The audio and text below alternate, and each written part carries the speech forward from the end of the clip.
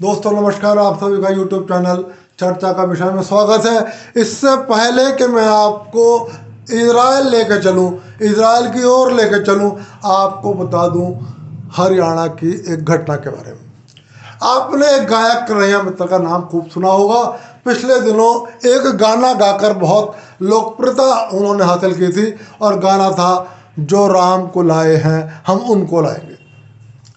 दोस्तों, लोकप्रियता के मुकाम एक ऐसा होता है कि इस पर पहुंचकर जब आप की छवि बन जाती है, जब आपके गुडविल बन जाती है, तो आप जनता की निगाह में आ जाते हो और आपका एक एक कदम जनता के लिए मायने रखता है और आपका हर एक कदम का जनता मूल्यांकन करती है। लेकिन कन्हैया मित्तल को लगा कि अब मुझे ये गाना गाने के बाद शायद मैं जहाँ भी चला जाऊँगा वहाँ मेरी लोकप्रियता बरकरार रहेगी, मेरी ये गुडविल बरकरार रहेगी। उनको यही गलतफहमी रही और अचानक से उनके समर्थकों को एक खबर सुनने को मिली कि वो हरियाणा चुनाव में कांग्रेस पार्टी में शामिल हो रहे हैं और संभवतः कांग्रेस पार्टी की ओर से विधानसभा का चुनाव लड़ेंगे।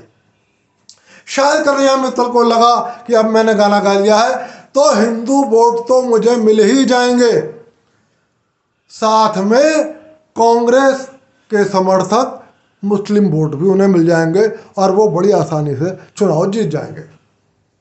जबकि वो ये भूल गए और कांग्रेस जो उनको लाने वाली थी वो भी ये भूल गई कि कन्हैया मित्तल के उस गाने की वजह से और कन्हैया कांग्रेस की हिंदू विरोधी छवि होने से यदि कन्हैया मित्तल कांग्रेस पार्टी में जाते हैं तो एक और तो कन्हैया मित्तल के समर्थक नाराज हो जाएंगे इस बात पर कि आपने गाना गाया जो राम को लाए हैं हम उनको लाएंगे और आप जा रहे हो उस राजनीतिक पार्टी में जो राम को मानती ही नहीं है, जिसने सत्ता में रहते हुए राम ये कहा कि राम काल्पनिक है, राम वास्तव में है ही नहीं, और जिसने आज़ादी के बाद से लगातार भारत के सुप्रीम कोर्ट में राम जन्म स्थान पर राम मंदिर बनाने का कड़ा विरोध किया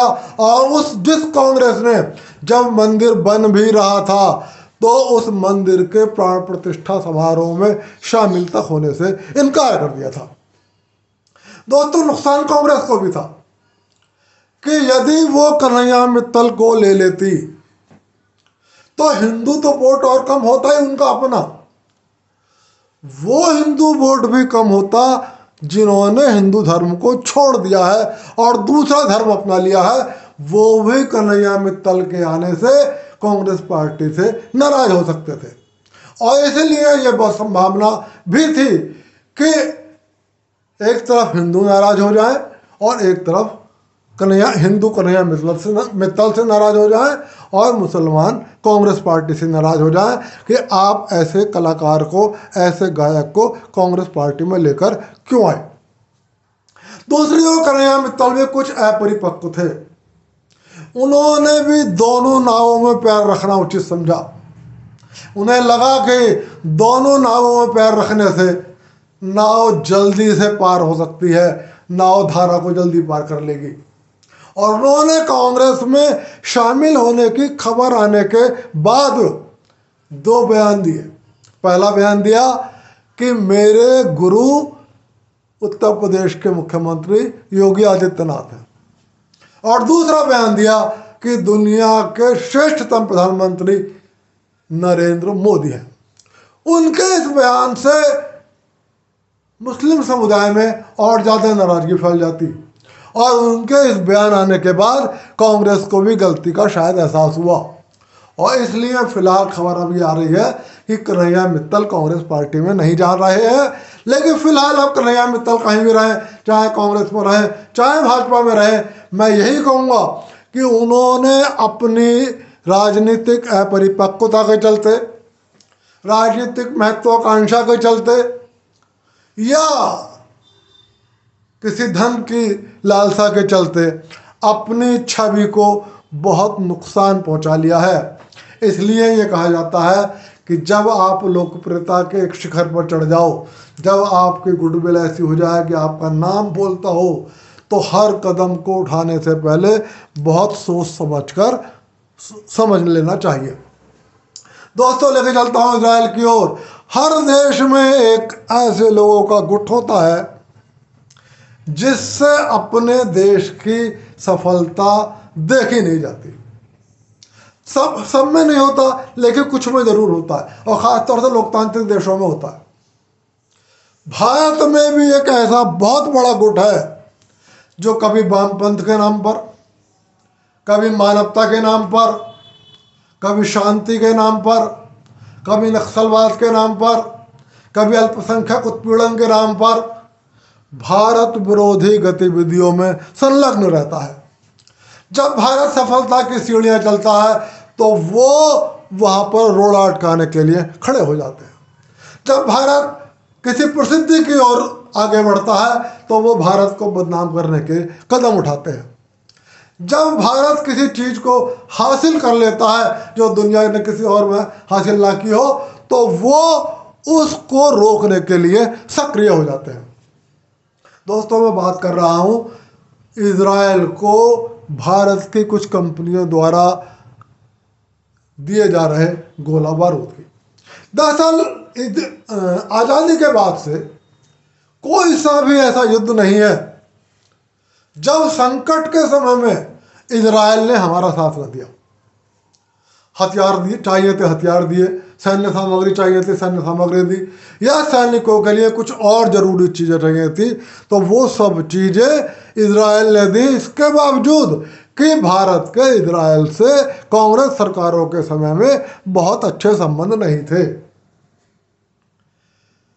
कांग्रेस को डर लगता था कि इजराइल के साथ संबंध रखने से भारत का उसका मुस्लिम वोट नाराज हो जाएगा। लेकिन भाजपा की नीति उससे उलट थी। भाजपा की नीति साफ थी कि जो हमारा है हम उसके साथ खुलकर खड़े हैं। इजराइल ने यदि हमेशा हमारा साथ दिया है तो हम इजराइल के साथ क्यों ना खड़े हों। और सबसे बड़ी बात यह है कि जब दुनिया के तमाम मुस्लिम देश, पाकिस्तान, तुर्की, सऊदी अरब, यूएई, बहरीन, जॉर्डन, ये सब देश इजराइल के साथ अपने संबंधों को बनाने के लिए व्याकुल है, तो भारत पीछे क्यों रहे। इजराइल कोई छोटा मोटा देश नहीं है, उसका क्षेत्रफल छोटा हो सकता है। दुनिया की सबसे उन्नत तकनीकें, चाहे वो कृषि के क्षेत्र में हो, चाहे वो रक्षा उपकरणों के क्षेत्रों में हो, वो इजराइल के पास हैं। भारत उससे लाभान्वित हो सकता है और ये मुस्लिम देश भी उसी से लाभान्वित होना चाहते हैं। तो इसलिए भारत खुलकर इजराइल के साथ खड़ा हुआ है। अब आप जानते हैं कि पिछले कुछ समय से फ़लस्तीन से इजराइल का झगड़ा चल रहा है। फ़लस्तीन के अंदर मैं आपको बता दूं कि यदि आपको लगता हो कि फ़लस्तीन के अंदर लोग पढ़ते हैं, लिखते हैं, नौकरी करते हैं, व्यापार करते हैं, तो ऐसा कुछ नहीं है। फ़लस्तीन के लोग पूरे दिन आराम से खाते हैं, पीते हैं और उसके बाद बाकी समय में सिर्फ इजराइल के ऊपर हमला करने की नई नई तरकीबें निकालते हैं। सवाल आता है, सवाल आप पूछ सकते हो, पैसा कहाँ से आता है। उन्हें सहायता के नाम पर तनख्वाहें दी जाती हैं इजराइल विरोधी देशों के द्वारा कि आप कुछ मत करो, आपको पढ़ने की ज़रूरत नहीं है, लिखने की ज़रूरत नहीं है, कोई डिग्री हासिल करने की ज़रूरत नहीं है, कोई व्यापार करने की ज़रूरत नहीं है। आप तो पैसे लो, लड़ने मरने के लिए तैयार रहो, हथियार हम दे रहे हैं, हथियार चलाना सीखो, गुरिल्ला वार सीखो और इजराइल पर हमले करो। सिर्फ फ़लस्तीन के लोगों का यही काम है। वहाँ 2 4 10 5 शांतिपूर्ण लोग रहते हो तो मैंने कहता नहीं, बाकी पूरे फ़लस्तीन की यही स्थिति है। और जो भी पत्रकार, जो भी नेता, जो भी यूट्यूबर ये कहता है कि फ़लस्तीन की जनता निर्दोष है, उसका अत्याचार हो रहा है, वो झूठ बोल रहा है। अब पिछले दिनों आपने देखा होगा ऐसे ही फ़लस्तीनी तत्वों ने जिनका काम ही सिर्फ ये है, मतलब उन्हें पैसे ही पूरे साल पूरी ज़िंदगी इस बात के मिलते हैं कि आपको निर्दोषों का कत्ल करना है, उन्होंने इजराइल पर बड़ा हमला किया। इजराइल ने कठोर कदम उठाया और पिछला शायद 1 वर्ष के लगभग हो गया है, वो धीरे धीरे उस पूरे क्षेत्र का विनाश करने पर तुला हुआ है। वो चाहे तो एक आध कोई बड़ा हथियार यूज करके बहुत जल्दी काम निपटा दे, लेकिन दुनिया में थोड़ा सा बदनामी के डर से वो ऐसे हथियारों का इस्तेमाल नहीं कर रहा है, और इसलिए चुन चुन कर ऐसे स्थानों पर जहाँ नाम लगा हुआ अस्पताल, नाम लिखा हुआ है विश्वविद्यालय, लेकिन वो है आतंकवादियों के ट्रेनिंग कैंप, उनको चुन चुन कर नष्ट कर रहा है। तो इतनी बड़ी लड़ाई में उसे कुछ गोला बारूद की ज़रूरत है, और भारत की कई कंपनियां गोला बारूद, कुछ रक्षा उपकरण, कुछ सैन्य उपकरण और कुछ सैनिकों के ज़रूरत की चीज़ें भारत की कंपनियां सप्लाई कर रही हैं। तो भारत के ये तथाकथित मानवतावादी सुप्रीम कोर्ट पहुंचे और उन्होंने कहा कि इजराइल निर्दोष लोगों का कत्लेआम कर रहा है, इसलिए भारत सरकार को निर्देश दिया जाए कि वो इजराइल के साथ अपने अनुबंधों को रद्द कर दे, ताकि इजराइल निर्दोष लोगों पर जुल्म न ढा सके। पहली बात, वो लोग निर्दोष नहीं है, वो आतंकवादी हैं, और दूसरी बात, इजराइल ने हमेशा हमारा साथ दिया।